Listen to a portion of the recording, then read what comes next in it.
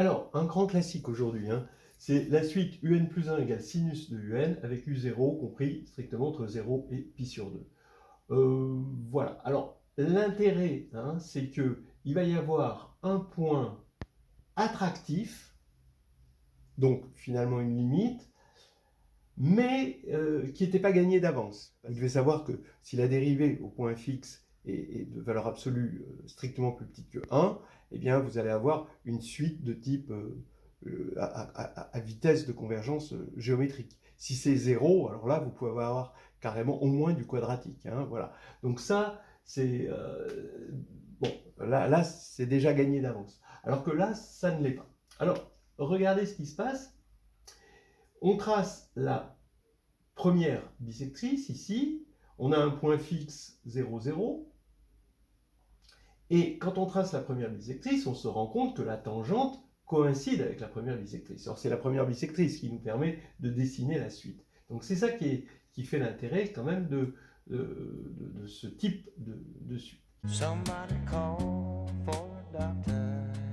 Alors, allons-y, par récurrence, un va rester entre 0 et pi sur 2. Pourquoi? Parce que, regardez, vous le faites pour 0, sinus de u0, ça va être positif, forcément, et ça va être plus petit que 1, donc plus petit que pi sur 2, parce que 1, c'est plus petit que pi sur 2. Ça ne s'invente pas, c'est comme ça. Alors, maintenant, et puis ensuite, ainsi de suite, par récurrence, donc la suite va rester là-dedans. Maintenant, on sait qu'elle est positive, ça c'est important, et on sait que quand x est positif, sinus x est strictement inférieur à x. Alors on le voit, ou alors on peut assez facilement le démontrer avec une étude de fonction.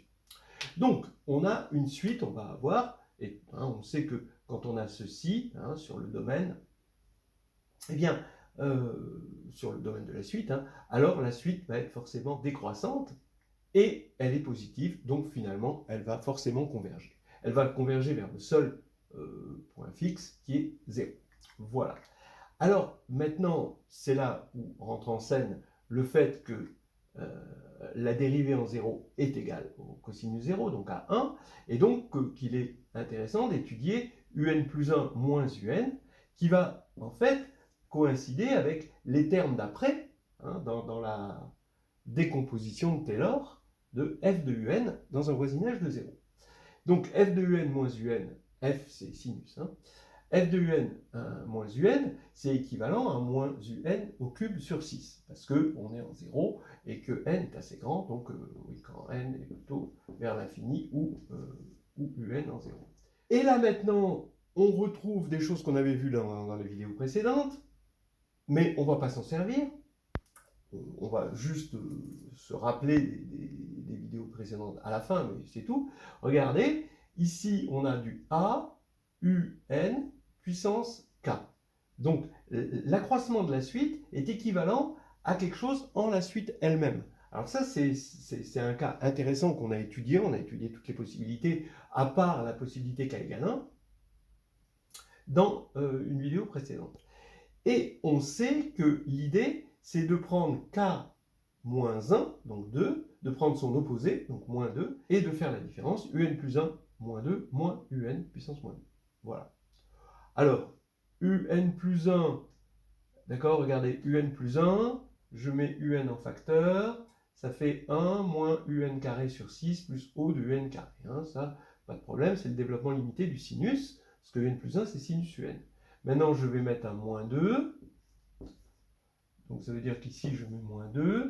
Ici, je mets moins 2. Et là, j'ai toujours mon moins un puissance moins 1.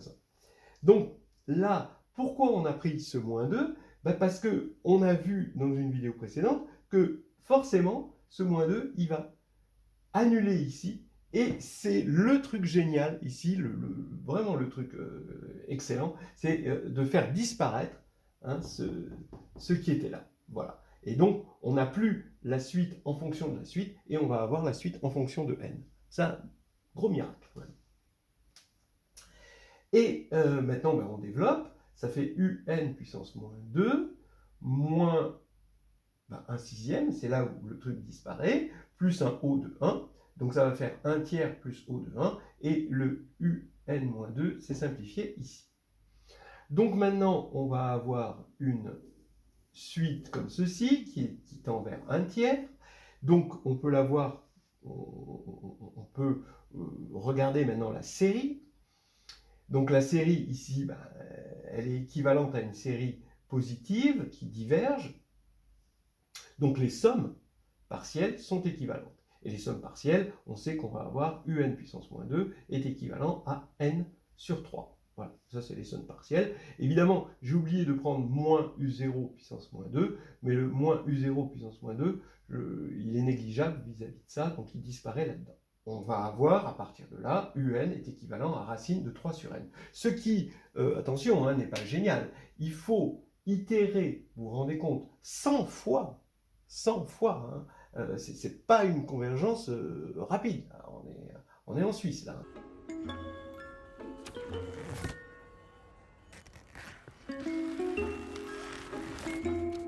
Donc ici, c'est racine de 3 sur 100 pour avoir du racine de 3 dixième. Racine de 3 dixième, ça va faire quoi? Ça va faire du 0,17, quoi. Hein. Donc 0,17, pour dire que n égale 100, on va pas très vite. Si on avait eu une dérivée nulle, avec une convergence, avec une dérivée seconde non nulle, on aurait eu, par exemple, en partant d'une précision de 0,1, on aurait eu du 0,1 puissance 2 puissance 100. Bon, c'est inimaginable par rapport à ça. Donc vraiment, on est dans le truc pépère. Hein.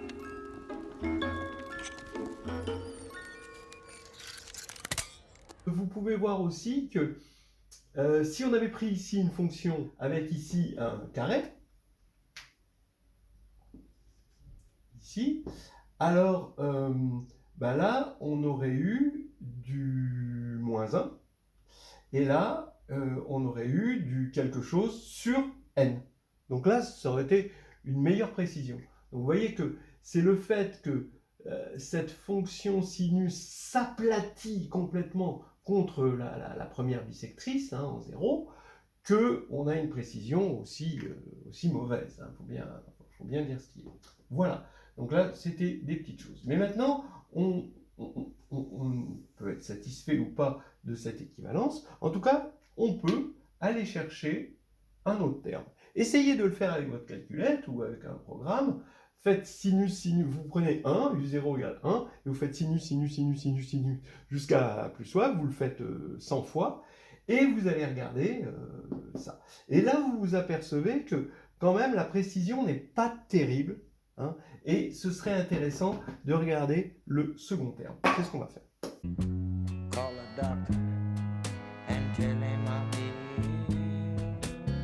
Ok, donc là, on va chercher le deuxième terme dans le développement asymptotique de la suite un qui est définie par un plus 1 égale sinus un et u0 entre 0 et pi sur 2.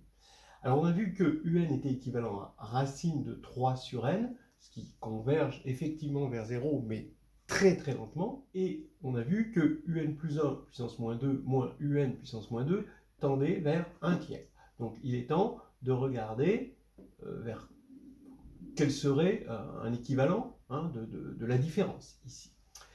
Et bien là, qu'est-ce qu'on fait? On va prendre un plus 1,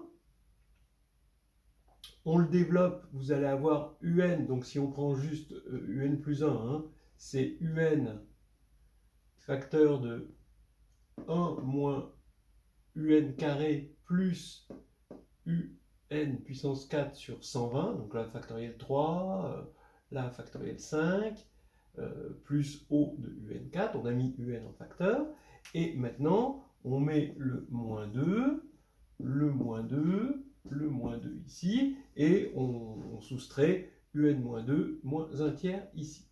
Donc on va avoir évidemment ici une élimination, le terme d'après encore une élimination, avec le terme d'après dans le développement. Je rappelle que un tend vers 0, voilà.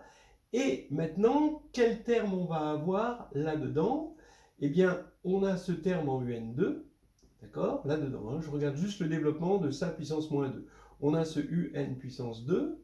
Bon, ça y est, on l'a trouvé, on a trouvé 1/3. Et le terme suivant, ça va être en un4. Et il va provenir de moins 2 sur 120, donc d'un terme de degré 1 dans le développement de ça, et d'un terme de degré 2, ici, dans le développement de ça. Alors le terme de degré 2, ici, alors donc on va avoir le moins 2 sur 120, ici, et on va avoir, le terme d'après, c'est moins 2 fois moins 3 sur 2. Hein, c'est exactement comme dans le binôme de Newton. Moins 2 fois moins 3 sur 2, et on va avoir fois, ici, quand on a élevé ça au carré, donc là-dedans, on élève ça au carré, ça fait 36. Voilà. Bon, alors il nous restera UN du UN4, et quand on multiplie par UN-2, il va rester UN2, et tout le reste disparaît, puis ça va être plus O de UN2. Donc on fait un petit calcul, et on voit que ça va être équivalent à 1/15 de UN carré. Et là, encore une fois, on peut se dire, tiens, on a encore un serpent qui se mord la queue, parce que cette différence est donnée en fonction de la suite elle-même. Oui, mais non, parce que maintenant, rien ne sera plus jamais comme avant. On a UN est équivalent à racine de 3 sur n. Maintenant, ça y est, on le sait, c'est entériné. Donc, UN carré, ça va être du 3 sur n. Donc ici, on va avoir 1/5 de n. Donc ça y est, on a effectivement une précision, on peut aller plus loin. Alors, toujours pareil, hein, 1/5 de n, il faut se demander, quand on a une équivalence, on va regarder ça comme des séries. À gauche, on a une série, ici on a une série, là c'est une série à terme positif, donc ici ça va être encore une série à terme positif, donc on sort le théorème, et est-ce que ça converge ou est-ce que ça diverge? Ça diverge par le critère de Riemann. Et donc, il faut s'occuper des sommes partielles, et les sommes partielles vont donner quoi? Ici, quand on va faire la somme, il va y avoir élimination terme à terme, il va rester UN puissance moins 2, moins N sur 3, d'accord? Et il va rester moins U0 puissance moins 2, mais qui est négligeable vis-à-vis de tout ce qui l'entoure, et donc qui a disparu, et c'est équivalent à 1/5 de la somme des 1 sur k. Et le critère de comparaison d'une série et d'une intégrale va nous dire que c'est équivalent à log de n sur 5. Voilà. Donc maintenant, c'est pratiquement terminé. On a un puissance moins 2 qui est égal à n sur 3 plus log de n sur 5 plus un petit o de log de n, ici. Et donc, maintenant, je mets en facteur n sur 3. Je vais avoir 1 plus un 3/5 de log de n sur n, plus un petit o de log de n sur n, évidemment, je n'ai pas eu la place d'écrire, parce que j'ai un tableau tout petit. Et un est égal donc à, maintenant, on va mettre racine de 3 sur n, et on a la précision cherchée ici. Mais sauf qu'il faut mettre à la puissance moins 1,5, hein, ici j'ai mis à la puissance moins 1,5, donc ici je mets à la puissance moins 1,5 aussi, et comme log de n sur n, ça tend vers 0, eh bien je vais avoir du 1 moins 1,5 de 3/5, donc 3/10 de log de n sur n, plus O de log de n sur n.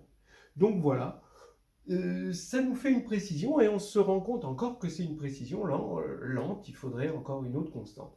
Maintenant, oui, faites-le pour regarder, vérifier cette précision. Hein, c'est tout simple, hein, vous prenez soit avec votre calculette ou avec un petit programme, vous faites sinus, sinus, sinus, sinus, je sais pas moi, 25 fois, et vous comparez à ça. Vous partez de 1, vous partez de n'importe quoi, ça va être pareil. Et ici, vous allez voir que c'est proche, mais c'est un peu décevant quand même. Hein. Il faut vraiment aller cliquer au moins 2000 fois pour avoir une précision correcte. Donc on a un point attractif, mais il faut bien le reconnaître, faiblement attractif, hein, rien à voir avec les précédentiels.